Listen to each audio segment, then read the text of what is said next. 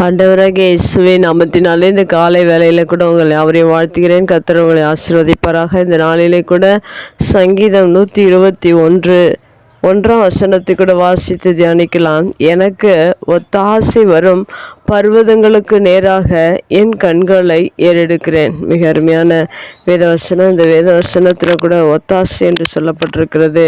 இந்த உலகத்தில் ஒத்தாசை என்று மனிதர்கள் மற்றவர்களை கேட்கும்போது மனிதர்கள் அதை மறுத்து விடுகிறார்கள். யாரும் ஒத்தாசை செய்வதற்கு இந்நாட்களிலே மனிதர்கள் இல்லை. ஆனால் இங்கு வேத வசனம் சொல்கிறது, எனக்கு ஒத்தாசை வரும் பர்வதங்களுக்கு நேராக என் கண்களை ஏறெடுக்கிறேன் என்று சொல்லப்பட்டிருக்கிறது.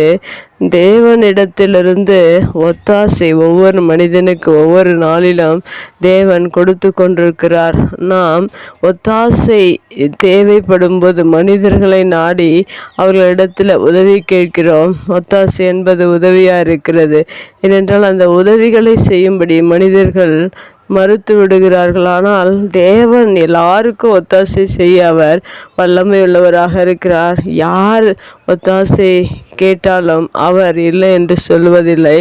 நாம் அவருக்கு நேராக நம்முடைய கண்களை ஏறெடுக்கும்போது மெய்யாகவே தேவன் உங்களுக்கு தேவையான எல்லா உதவிகளையும் எல்லா ஒத்தாசைகளையும் தேவன் கொடுக்கிறவராக இருக்கிறார். ஏனென்றால் வசனத்தில் எனக்கு ஒத்தாசை வரும் பர்வதங்களுக்கு நேராக என்று சொல்லப்பட்டிருக்க தேவனுக்கு நேராக உங்கள் கண்களை எந்த விதமான தேவையாக ஒத்தாசையாக இருந்தாலும் நீங்கள் அவருக்கு நேராக உங்கள் கண்களை நோக்குகிறவர்களாக இருப்பீர்கள் என்றால் மெய்யாகவே உங்கள் தேவைகள் எல்லாம் சந்திக்கப்படும். ஏனென்றால் நம்முடைய தேவைகள் நம்முடைய எல்லாமே அவரிடத்தில் இருக்கிறது. அவரிடத்திலிருந்து தான் எல்லாம் நமக்கு கிடைக்கிறது. ஏனென்றால் இன்னும் வேதத்தில் கூட சொல்லப்பட்டிருக்கிறது, ஜோதிகளின் பிதாவினிடத்திலிருந்து உதவிகள் இறங்கி வருகிறது என்று வேதத்தில் சொல்லப்பட்டிருக்கிறது. தேவன் எல்லாவற்றையும் நமக்காக ஆயத்தப்படுத்தி வைத்திருக்கிறார். நாம் நம்முடைய கண்களை மனிதர்களுக்கு நேராக அல்ல, தேவனுக்கு நேராக நீங்கள் ஏறெடுக்க வேண்டும்.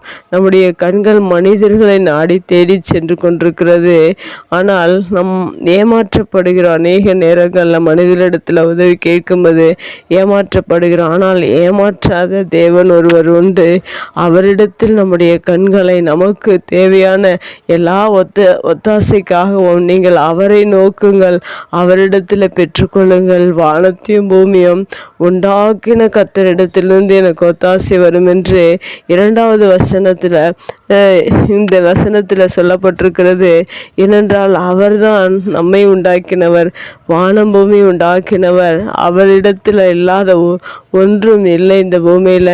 நீங்கள் அவரிடத்தில் உங்கள் கண்களை ஏறெடுப்பீர்கள் என்றால் உங்கள் ஒத்தாசை எதுவாக இருந்தாலும் தேவன் உங்களுடைய வாழ்க்கையில் கொடுக்கிறவராக இருக்கிற. ஒருவேளை இந்த புதிய நாளில் அநேக தேவைகளோடு வாழ்ந்து கொண்டிருக்கிற அநேக மனிதர்கள் உண்டு.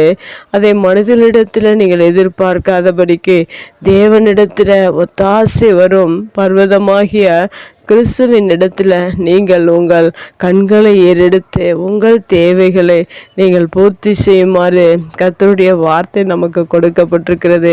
இந்த வார்த்தையை விசுவாசித்து உங்கள் தேவைகளை அவரிடத்தில் சொல்லுங்கள். உங்கள் தேவைகளுக்காக அவரை நோக்கி பாருங்கள். தேவன் மெய்யாகவே உங்களுடைய வாழ்க்கையில் எல்லா உதவிகளையும் எல்லா ஒத்தாசைகளையும் அனுப்பி தந்து ஆண்டவர் உங்களை ஆசீர்வதிப்பாராக. கண்களை மூடி செபிக்கலாங்கள். அன்பு தகப்பனே, இந்த அருமையான வார்த்தைக்காக நன்றி செலுத்துகிறோம்.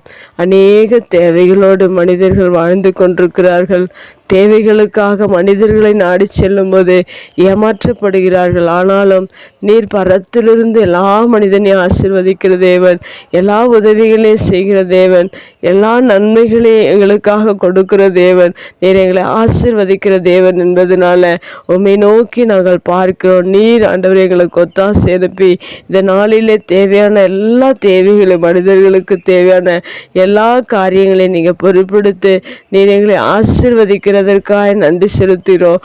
உம்மையே எங்கள் கண்கள் நோக்கி கொண்டிருக்கிறது. எங்களுக்கு நீர் ஆண்டவரை ஒத்தாசை அனுப்பி இந்த நாளிலே எங்களை ஆசீர்வதிக்கும்படியாக எங்களை முழுவதுமாய் உம்முடைய சமூகத்தில் அர்ப்பணிக்கிறோம். இயேசுவின் நாமத்தில் ஜெபம் கேளும் நல்ல பிதாவே, ஆமேன்.